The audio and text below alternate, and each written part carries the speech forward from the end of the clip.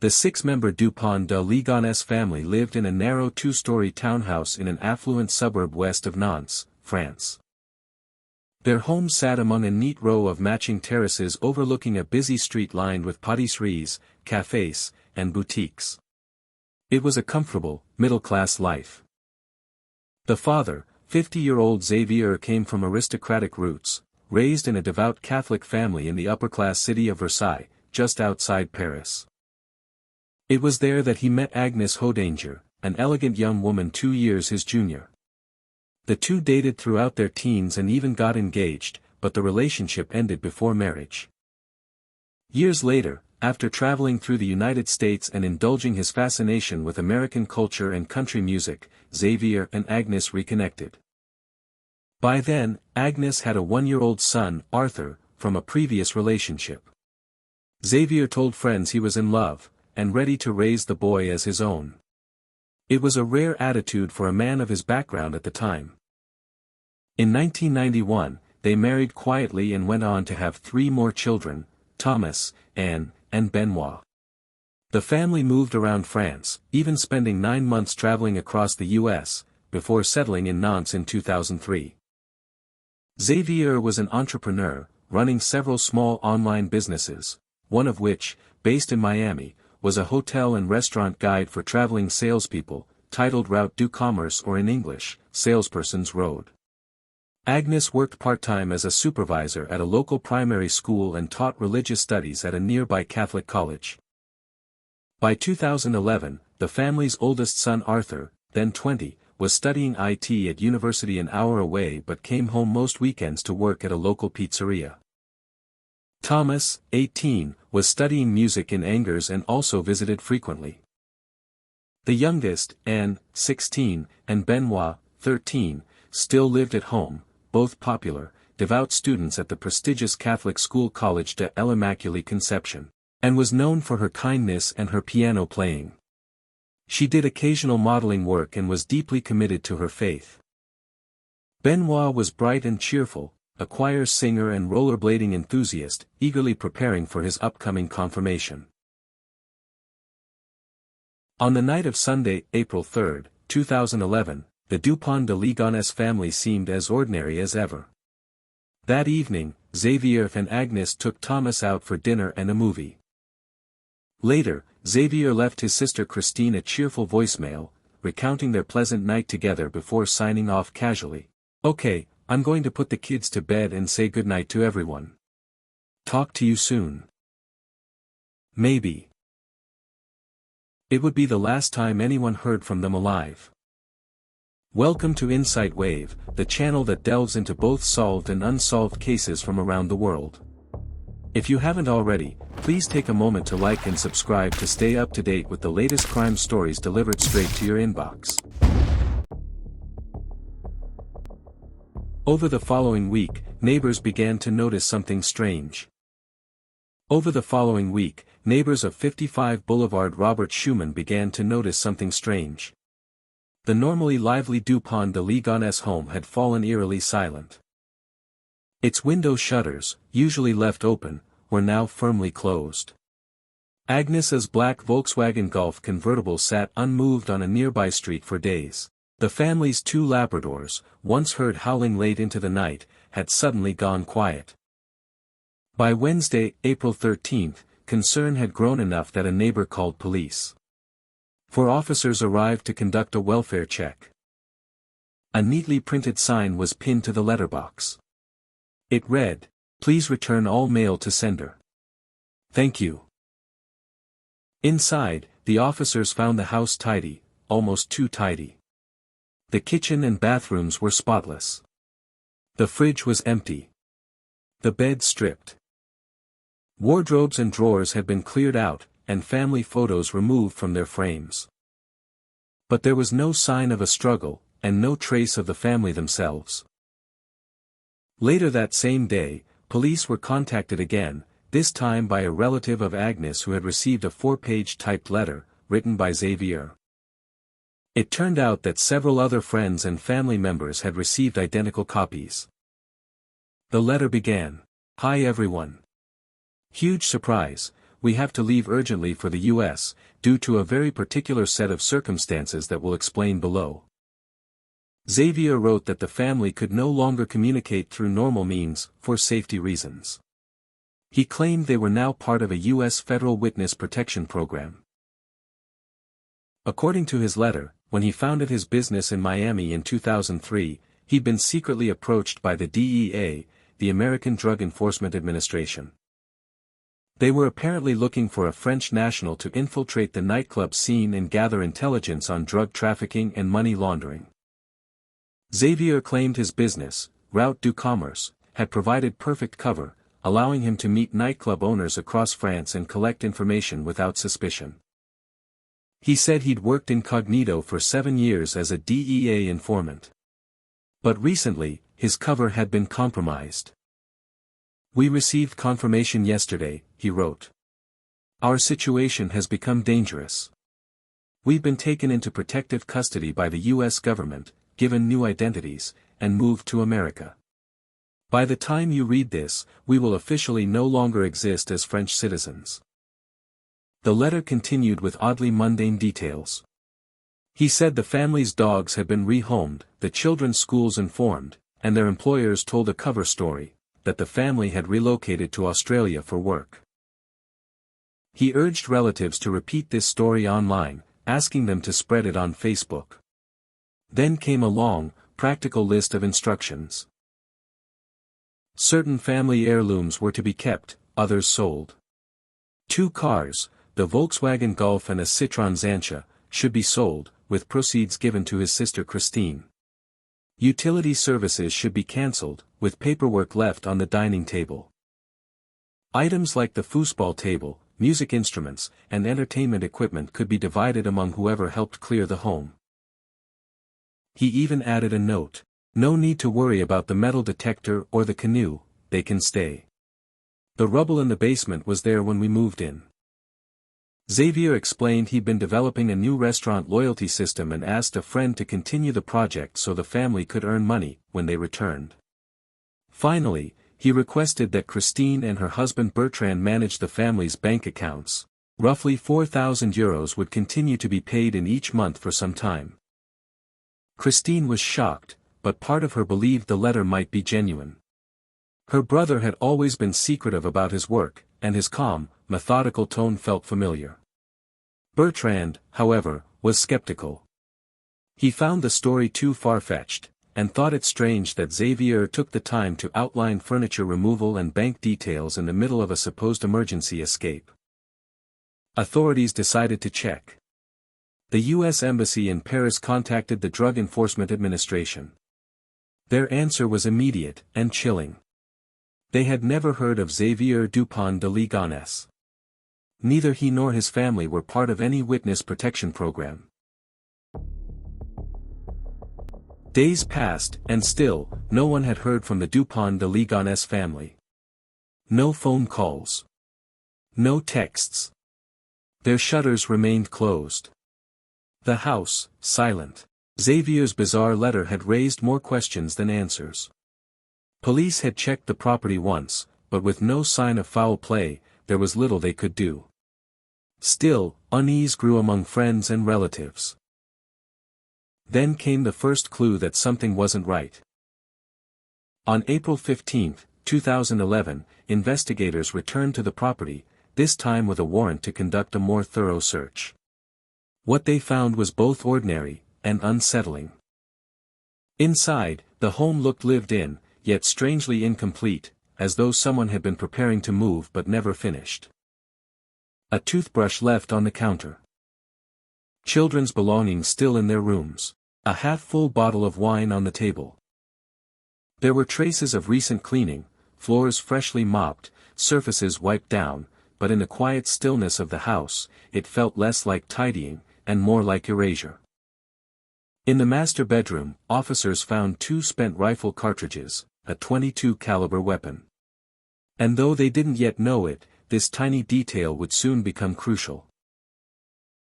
The next day, on April 16, police located Xavier's Citroën C5, abandoned in a hotel car park near the city of Nantes. Inside the vehicle were receipts, toll tickets, and traces of his recent movements, suggesting a route that led south. Investigators traced his bank activity. He'd withdrawn small amounts of cash at several ATMs over a few days, gradually moving toward the French Riviera. Then, nothing. No further transactions. No credit card use. No electronic trail. Police now feared the family hadn't simply vanished, something far darker had happened. Detectives began piecing together Xavier's final known days. He'd stayed in several small hotels between April 11th and 14th, always alone. CCTV footage showed him calmly entering and leaving, sometimes smiling politely at staff, carrying a single travel bag. He was last seen on April 15th, checking into a modest seaside motel in the town of Roquebrune-sur-Argens, in the south of France. He appeared relaxed, even cheerful, greeting the receptionist before walking out toward the coastline. That night, he ordered dinner for one. The following morning, his car was found parked nearby. Xavier Dupont de Ligonnès had seemingly vanished into thin air. As investigators retraced his movements, forensic teams conducted another detailed search of the family home. On April 21, officers decided to examine the back terrace, a small, narrow patio behind the house. It was cluttered with debris and construction materials, broken tiles, bags of cement, and tools. Neighbors recalled that Xavier had been doing minor renovations in the weeks before the disappearance. When police noticed that a section of the terrace floor looked freshly cemented, they brought in excavation equipment. At first, they assumed it might simply conceal plumbing repairs or old building materials. But within hours, the air grew heavy. The officers uncovered something wrapped in black plastic and sealed with duct tape. Then another. And another. By the end of the day, 5 bodies had been found buried under the terrace. Each carefully wrapped in blankets, positioned side by side. Alongside them, a small cross made of wooden slats. They belonged to Agnes, Arthur, Thomas, Anne, and Benoit. Each had been shot multiple times with a .22 caliber rifle, the same caliber as the cartridges found in the master bedroom. The family's 2 Labradors were also discovered buried beside them. The entire excavation site was eerily methodical, as if planned in detail. The bodies were laid out neatly, covered with layers of lime powder to mask odor and slow decomposition. Blankets matched those missing from the house.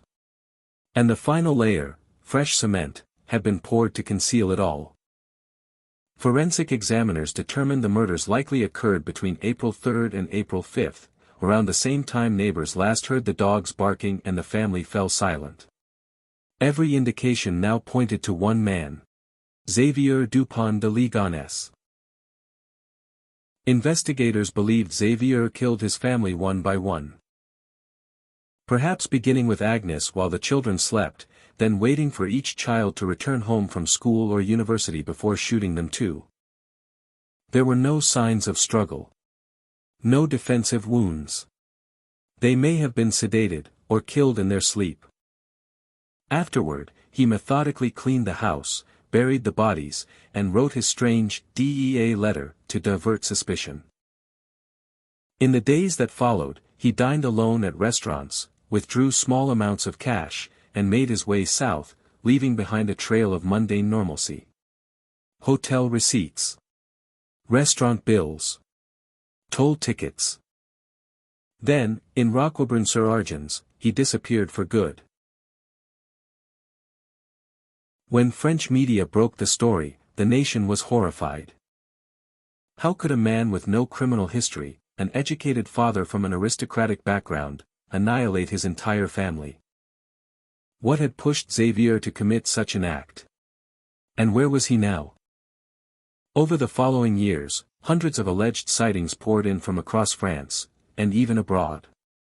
Xavier's face appeared on wanted posters, news reports, and documentaries.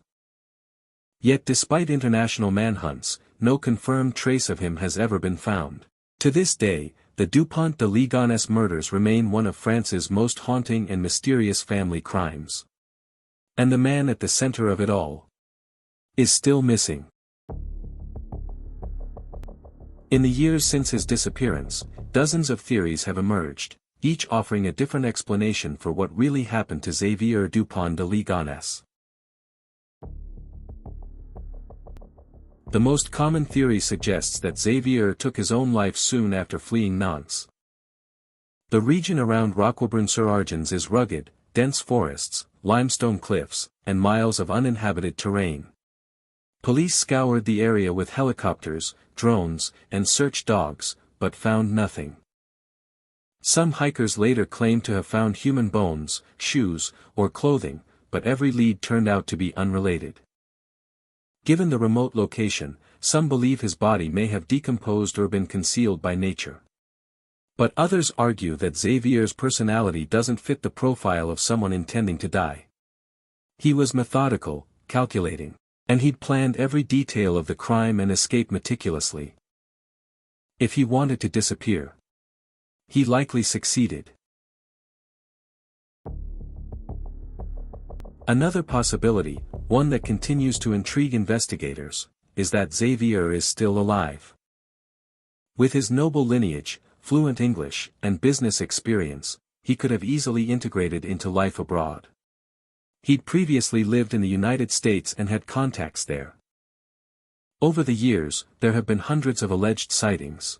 A man matching his description in southern France, staying at a monastery. Another spotted in Scotland, hiking alone. A waiter in Chicago claimed he once served a man with the same distinct facial features. Each lead was investigated, yet none conclusively identified him.